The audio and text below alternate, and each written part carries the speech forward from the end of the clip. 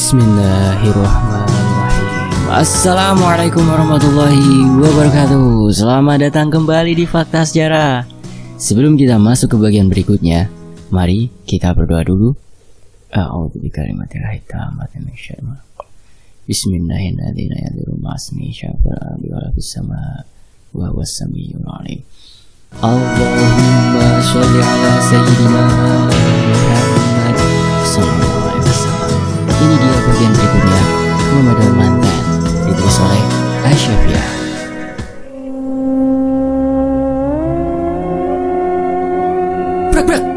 Badan semakin menggigil tak karuan saat dinding bambu dipukul keras dari arah luar.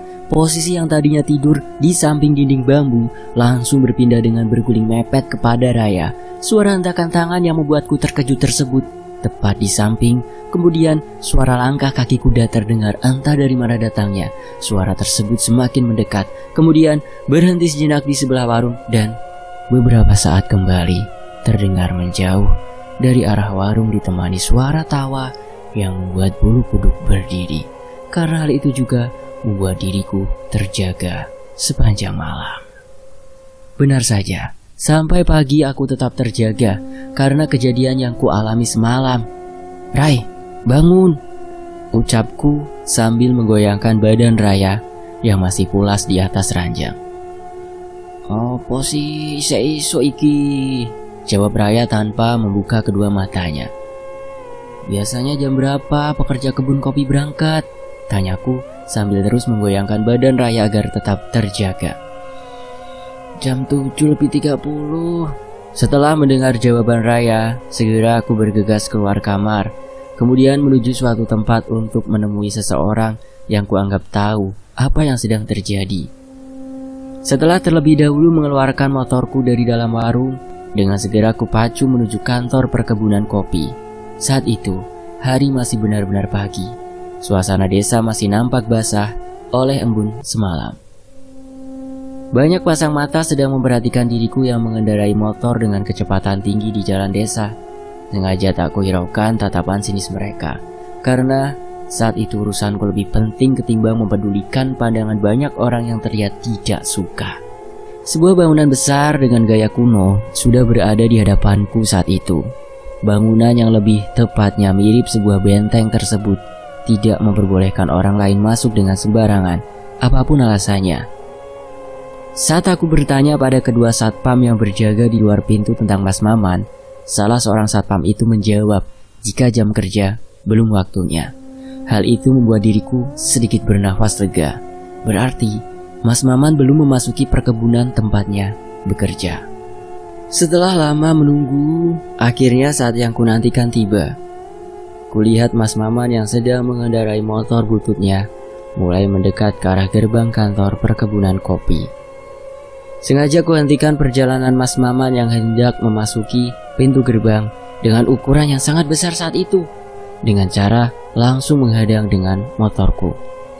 Mas Maman terlihat membuang muka ke arah samping, seolah ia tak menginginkan kehadiran diriku saat itu. Persis seperti apa yang dilakukan Pak De Awing kemarin. "Mas Maman, aku harus tahu semuanya, dan aku yakin Mas Maman tahu," kataku memohon. "Maaf Ri, aku harus kerja," jawab Mas Maman, kembali melanjutkan laju motornya. "Mas, aku harus tahu. Tidak bisakah Mas memberikan sedikit cerita tentang semua yang terjadi? Dan haruskah keluargaku juga ikut terlibat dalam masalah ini?" kataku sambil kembali menghadang laju motornya yang hendak memasuki gerbang. Sementara banyak pasang mata dari para pekerja perkebunan yang memperhatikan kami berdua saat itu. Dan aku masih kukuh menahan Mas Maman agar tidak memasuki gerbang sebelum ia bercerita mengenai sumpah paten obor yang dilakukan Pak Dekus. "Sepurone Yori, aku ndak tahu apa-apa." Kata-kata yang keluar dari mulut Mas Maman saat itu seperti sedang menyembunyikan suatu kebenaran yang kucari. "Tapi Mas," ucapanku tertahan karena saat itu suara klakson mobil begitu nyaring di belakang kami. "Tintin!" Sedan warna hitam gelap sudah berada di belakang kami tanpa ku sadari. Posisiku yang menahan Mas Maman juga menghalangi sedan hitam yang akan memasuki gerbang kantor. Kemudian Kaca samping kemudi terbuka secara perlahan. Sosok gadis yang sangat familiar, namun aku lupa kapan aku dan gadis tersebut bertemu. Yang ku tahu hanyalah kami berdua pernah bertemu, tetapi tidak tahu kapan pastinya. Bicarakan saja di dalam. Bukankah tidak adil jika kalian hanya membela satu pihak saja tanpa menceritakan kejadian yang sebenarnya? Ucapan gadis yang mengemudikan sedan hitam saat itu. Ucapan gadis tersebut membuat Mas Maman menundukkan kepala ke arah bawah, seolah Mas Maman segan untuk menatap wajah gadis yang mengemudikan sedan tersebut. Kemudian gerbang mulai dibuka oleh kedua satpam yang tadi berbincang denganku. Mas Maman masih menundukkan kepalanya sampai sedan tersebut hilang di balik pintu gerbang yang kembali ditutup dari dalam. Sesaat setelah sedan tersebut berlalu, Mas Maman terlihat menghela nafas panjang lalu memandang ke arahku. "Masuklah, akan kuceritakannya, aku tahu," ucap Mas Maman sambil mendorong motor bututnya. Kedua satpam yang tadi menahan diriku agar tidak memasuki kantor perkebunan mulai mempersilahkan guna segera memasuki area kantor lewat pintu samping yang biasa digunakan pejalan kaki dan sepeda motor yang melewatinya. Baru ku tahu jika struktur bangunan kantor perkebunan kopi mirip sebuah stadion. Bangunan besar mengelilingi sebuah lapangan luas yang digunakan untuk menjemur biji kopi. Tak hanya itu saja, di area lapangan juga banyak sekali kutemukan rel kereta yang sudah tidak berfungsi tertutup oleh tanah kering. Di sisi barat dan timur terdapat lokomotif yang biasa disebut oleh orang Jawa dengan sepur. Tersebut nampak berdiri di atas rel kereta yang sudah berkarat. Banyak juga pohon-pohon jati yang besar dan tingginya sangat tidak wajar. Bedanya, pohon jati di area lapangan kantor tidak dililit dengan kain berwarna emas seperti yang kutemui di perjalanan menuju rumah Abah bersama Raya kemarin. Setelah memarkirkan motornya, Mas Mama nampak melambai ke arahku. Kami berdua menuju salah satu gazebo di sebelah barat. Gazebo dengan bagian atap berbentuk kerucut tersebut sangat antik menurutku, karena semua bahannya terbuat dari bambu kuning yang dibuat sedemikian rupa nampak mewah. Setelah itu, aku mengambil duduk berhadapan dengan Mas Maman. Terus kupandangi wajah lelaki beranak satu tersebut. Mas Maman terlihat gugup, seolah aku sedang mengejar jawaban darinya. "Aku akan bercerita, tetapi menurutnya aku tahu saja, Ri," ucap Mas Maman memulai percakapan. "Langsung aja pada intinya, Mas," ucapku memotong karena hawa di tempat itu sangat berbeda. Kurasakan. Berkali-kali kuusap tengkuku karena bulu halus mulai berdiri. "Jadi dulu kira-kira 2 tahun setelah kepindahan keluargamu, warisan yang diterima oleh bapakmu lebih banyak daripada bapakku dan Pak De Awing. Karena memang wasiat mendiang Mbah Lanang seperti itu." Mas Maman mulai menerawang jauh ke arah barat. Sumpah paten obor itu, Mas Maman menahan ceritanya sejenak. Sumpah yang mengharuskan salah satu pihak keluarga, mengharuskan mengucap putusnya tali silaturahmi antara kedua keluarga. Dan sumpah tersebut dilakukan di punden desa, disaksikan makhluk halus. Lanjut Mas Maman. Mas Maman terus melanjutkan ceritanya. Baik si pelaku ataupun korban dari sumpah paten obor tersebut akan merasakan kesengsaraan. Pak Dekus dipaksa untuk melakukan sumpah tersebut oleh Budi Ratna karena merasa sakit hati pada keluargaku. Budi Ratna tidak peduli dengan konsekuensi dari sumpah yang diucapkan, bahwa sumpah yang sudah diucap tersebut akan berdampak juga pada keluarganya hingga menghilangkan banyak nyawa di kedua keluarga. Saat itu juga aku tahu jika selama ini telah terjadi perang adu kekuatan batin antara keluargaku dan keluarga Pak Dekus juga. Dan ternyata selama ini ayah selalu melindungi keluarga dari niat jahat Budi Ratna yang menginginkan keluargaku binasa. Padahal ayah sudah merelakan bagian warisan kepada keluarga Pak Dekus tanpa membawa sepeser pun bagiannya saat pindah ke kota. Parahnya lagi, ternyata Bude menyuruh calon suami Mbak Murti mengambil tali kafan bagian tengah milik Mbak Murti. Tali tersebut digunakan untuk mengirimkan santet pada keluargaku. Karena Bude Ratna tahu jika keluargaku baik-baik saja. Apalagi dengan kedatangan diriku kembali pulang ke desa saat itu yang menambah kebencian Bude Ratna terhadap keluargaku. Tentunya, teror Mbak Murti yang menjadi hantu pengantin juga terjadi pada keluargaku di kota. Memutuskan tali silaturahmi dosanya sangat besar, sama halnya dengan putusnya rahmat dari Allah kepada orang tersebut. Lalu, bagaimana caranya agar semua yang terjadi sekarang ini cepat terselesaikan, Mas? Tanyaku setelah Mas Maman usai bercerita. Aku kurang paham, Ri. Tapi Pak Demu dewe yang bakalan ngandani, jawab Mas Maman datar. Pak Dekus, ucapku memperjelas. Mas Maman menjawab sambil menganggukkan kepalanya pelan. Betapa terkejutnya aku saat itu, bahwa kejadian yang tidak akan pernah terlupakan dalam hidup masih terekam dengan jelas. Mas Maman berkata jika lewat 3 hari sepeninggal Pak Dekus, Pak De akan pulang ke rumahnya saat hari mulai petang. Dan benar saja. Saat itu aku yang berniat pergi sendirian menuju rumah Pak Dekus ditemani oleh Raya yang memaksa untuk ikut bersamaku. Saat itu, kami berdua kembali memasuki rumah lewat pintu belakang, seperti yang dilakukan pada malam sebelumnya. Suasana rumah masih tetap sama seperti kemarin.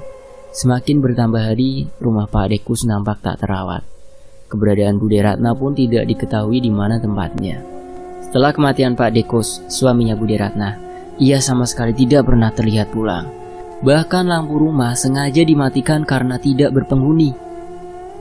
Malam semakin larut. Suasana di dalam rumah semakin terasa dingin.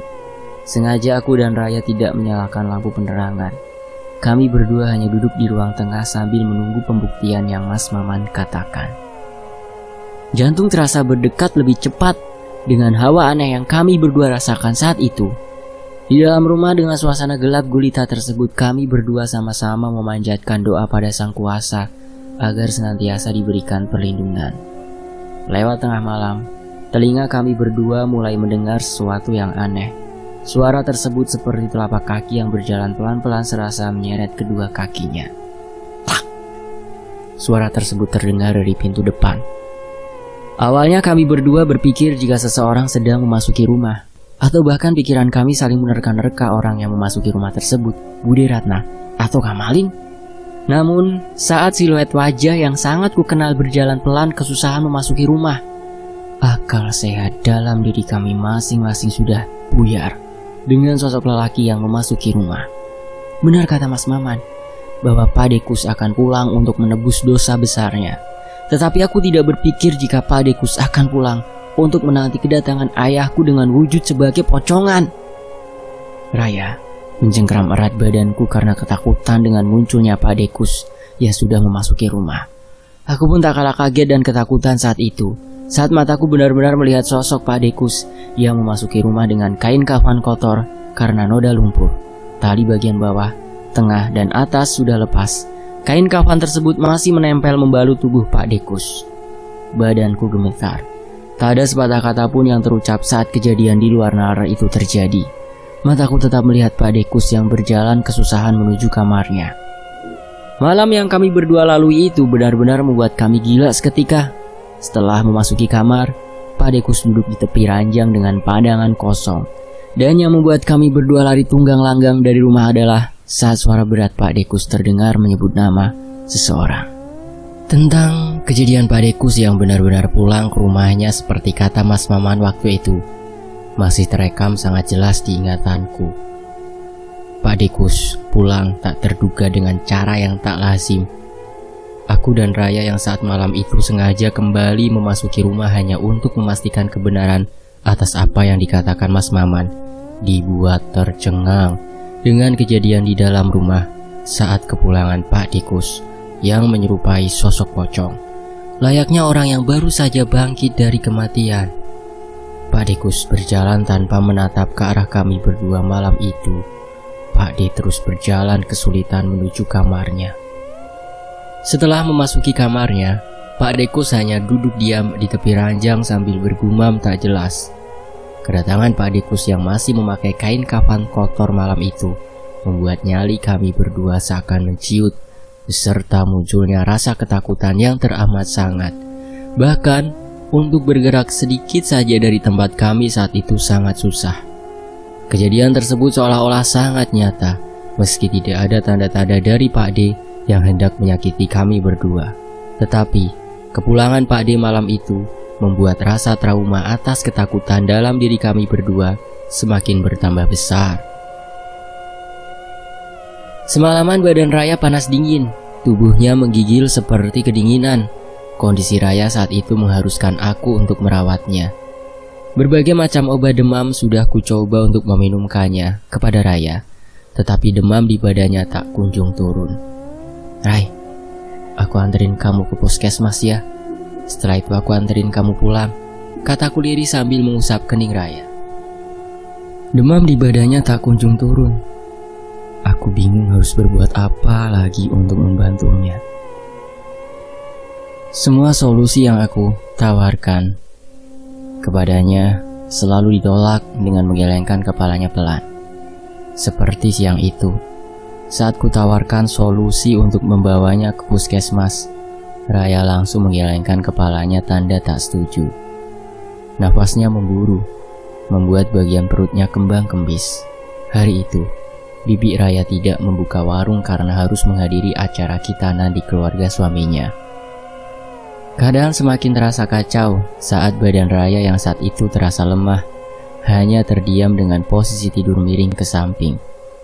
Beberapa saat kemudian, Raya memuntahkan banyak cairan berwarna kuning dengan bau tak sedap. Cairan yang dimuntahkan Raya saat itu berceceran di lantai kamar warung. Kepanikan langsung terjadi padaku dengan kondisi Raya saat itu. Beruntungnya, Lena datang setelah aku memberikan kabar mengenai kondisi Raya saat itu. Kehadiran Lena saat itu bukannya membuat suasana menjadi tenang, tetapi malah membuat diriku panik hingga bolak-balik keluar hanya untuk membeli obat. Ditambah lagi dengan tidak adanya sinyal ponsel di desa. Jikapun ada, pasti aku segera mencari solusi untuk jalan keluar agar kondisi Raya membaik. Entah untuk beberapa kalinya, aku keluar masuk warung hanya untuk mencari obat-obatan demi kesembuhan Raya. Ngapain repot-repot, dibawa ke rumahnya apa saja, pasti langsung sembuh, ujar Lena dengan nada entengnya, tidak memperdulikan aku yang saat itu kebingungan. Kenapa nggak dari tadi? Kataku agak kesal sambil menunjukkan dedaunan yang kupetik di belakang warung tadi atas permintaan Lena. Dedaunan tersebut terdiri dari daun serai, daun kemangi, dan juga daun pandan. Saking paniknya, aku sampai tak sadar telah dibuat gila dengan ide Lena yang menyarankan untuk mengambil dedaunan tersebut. Gampang, taruh di sini dulu. Nanti bibi Nini pasti membutuhkannya, Ri, jawab Lena enteng sambil menunjuk pada dedaunan yang sudah kuremas karena kesal. Setelah itu, kami bertiga bergegas pergi menuju rumah Abah yang terletak di desa sebelah. Lena yang saat itu menyetir sangat ugal-ugalan membuatku yang duduk paling belakang sambil menahan tubuh lemas Raya hampir saja jatuh. Berkali-kali juga aku peringatkan Lena untuk memperpelan laju motornya, sama sekali tidak menghiraukan ocehanku. Setelah sampai di rumah Abah, Umi yang pertama kali melihat kami langsung menghampiri berjalan tergopoh melemparkan sapu lidi yang tadi beliau pegang. Kemudian Abah membopong tubuh Raya memasuki salah satu kamar. Di dalam kamar tersebut tubuh Raya dibaringkan. Kemudian Abah mencipratkan sedikit air dari dalam baskom yang tadi Umi bawa. Sedangkan aku dan Lena diminta untuk terus membantu dengan doa yang kami hafal. Entah surat apa saja yang kubaca saat itu, intinya aku hanya meminta untuk kesembuhan Raya saja. Beberapa saat kemudian Raya nampak tersenyum pelan ke arah kami. Semua yang berada di dalam kamar setelah Abah mengusapkan telapak tangan kanannya di wajah Raya. Abah meminta aku dan Lena untuk menunggu di pendopo terlebih dahulu. Lena yang saat itu hanya berdua denganku meminta kejelasan atas penyakit yang menimpa Raya. Awalnya aku sendiri tidak tahu, karena setelah kami berdua melihat dengan mata kami sendiri tentang kepulangan Pak Dekus, masih mengenakan kain kafan seperti baru saja bangkit dari dalam kubur, membuat Lena tercengang tak percaya dengan apa yang kukatakan saat itu. Bahkan Lena ingin melihat sendiri kejadian tersebut. Kemudian Abah yang menyusul kami ke pendopo berkata jika Raya baik-baik saja, hanya terkena sawan mayit. Ucapan Abah saat itu membuat aku dan Lena saling melempar pandangan bergantian. Sedangkan aku mulai merasa bersalah telah mengajak Raya untuk ikut ke dalam masalah yang sedang kuhadapi. Penyesalan semakin besar dengan kondisi yang dialami Raya saat itu. Sempat aku berpikir untuk tidak kembali mengajak Raya atau berhenti saja dan kabur dari masalah. Saat itu, Abah berkata dengan nada yang sangat tenang yang ditunjukkan untukku. Nah, nanti masalah kamu akan selesai saat kamu sudah menikah. Suara Abah yang sangat tenang tersebut membuatku langsung terkejut saat mendengarnya. Memutus tali silaturahmi itu dosanya besar. Menjalani hidup juga tidak enak dan doa-doanya tidak akan sampai ke langit. Maka dari itu tidak diijabah. Tutur Abah kemudian. Jalan hidupmu itu unik.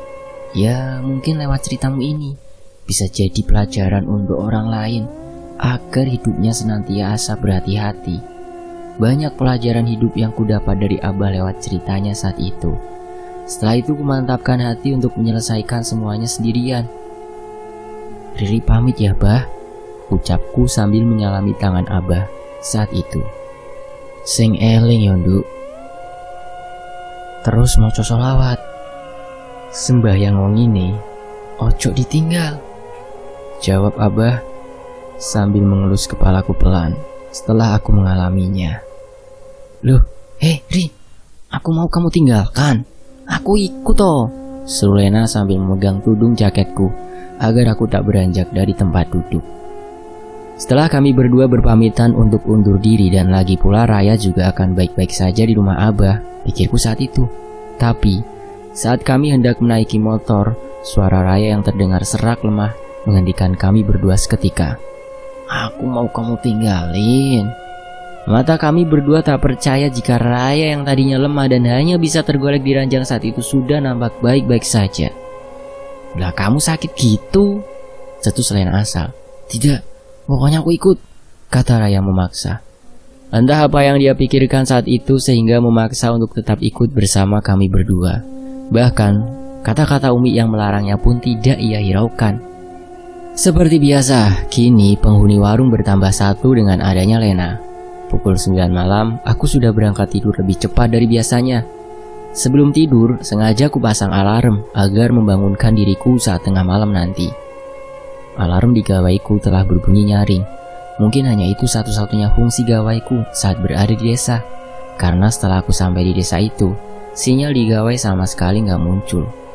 Setelah mematikan alarm, kupaksakan untuk mengambil air wudhu di belakang warung.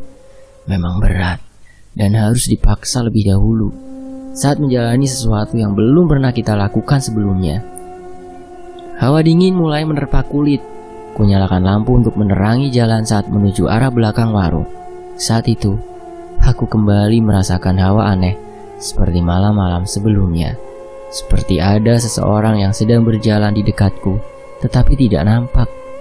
Bahkan kemanapun aku berjalan, seolah-olah ada yang sedang mengawasi diriku dari balik gelapnya malam. Setelah mengambil wudhu, aku bergegas kembali memasuki warung untuk melaksanakan sholat tahajud.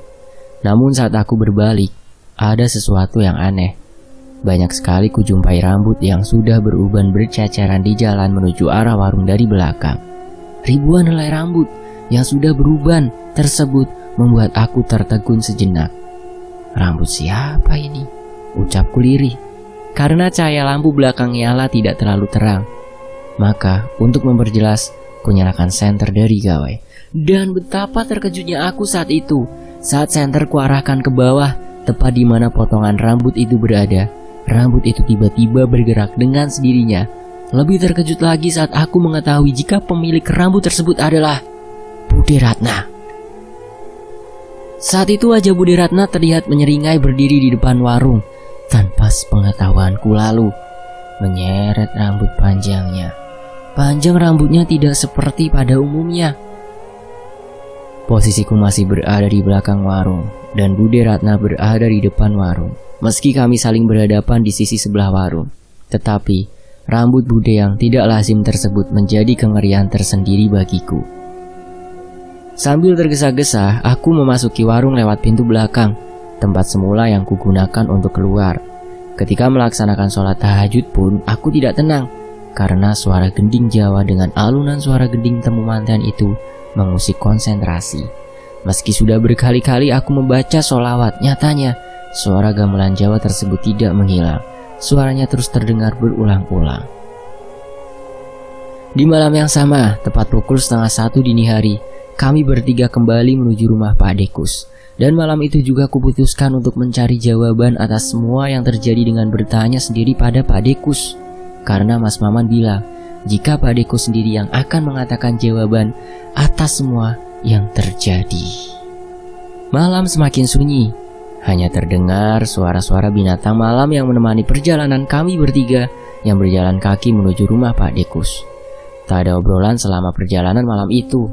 Yang kami lakukan hanya bertukar senter untuk menerangi perjalanan. Seperti biasa juga, kami memasuki rumah lewat pintu bagian dapur.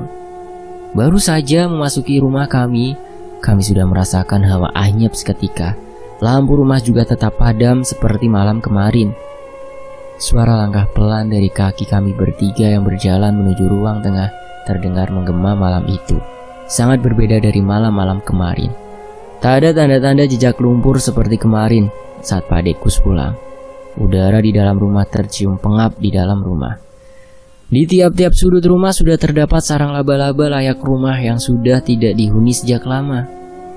Jam di tangan kananku sudah menunjukkan pukul 2 dini hari. Tak ada tanda-tanda Pak Dekus yang datang seperti malam kemarin. Hanya saja, jantungku berdetak lebih kencang tanpa tahu sebabnya. Seakan-akan ada seseorang yang sudah lebih dahulu datang di rumah itu sebelum kami datang. Lena yang duduk bersama Raya nampak gusar dengan keheningan yang terjadi saat itu. Kemudian terdengar suara gamelan Jawa lagi. Suaranya terdengar sangat jauh, namun mampu membuat kami bertiga begitu ngeri saat mendengarnya. Seperti yang kukatakan jika saat itu, aku merasakan ada seseorang yang sudah terlebih dahulu datang. Kami bertiga dibuat terkejut ketakutan saat mendengar suara seorang lelaki yang berdiam pelan dan terdengar sangat berat. Bukan lagi jantung yang mau copot dari tempatnya. Lebih parah lagi, yang kurasakan adalah jantung sudah tidak lagi berdetak dan tidak berada di tempatnya saat mataku nanar menatap ke salah satu kamar tempat Pak Dekus memasuki kemarin. Hawa dingin yang kurasakan semakin membuat nyali dalam diriku menciut. Badan terasa lunglai, tak berotot seketika. Benar dugaanku. Ternyata sebelum kami datang, Pak Dekus sudah lebih dulu datang dan duduk di tepi ranjang seperti kemarin. Sementara Raya dan Lena tercekat dengan pemandangan sosok Pak Dekus yang masih mengenakan kain kafan. Tubuhnya sudah membiru. Bau yang sangat busuk tercium dari arah kamar tempat Pak Dekus berada. Kedua matanya mulai pudar. Dengan wajah membiru, mulutnya terus bergumam tak jelas suaranya. Pak Dekus terus bergumam lirih. Bagian-bagian kain kafan yang menutupi tubuhnya mulai sedikit terbuka. Rontok sudah keberanian yang kami kumpulkan sebelum berangkat ke rumah itu. Setelah kedua mata pudar Pak Dekus menatap ke arah kami bertiga. Apakah Pak Dekus akan mengatakan yang sebenarnya ke Riri? Cari tahu di bagian berikutnya ya. Saya pamit undur diri dan wassalamualaikum warahmatullahi wabarakatuh. Terima kasih teman-teman sudah mau menyimak kisah ini. Tetap di Fakta Sejarah.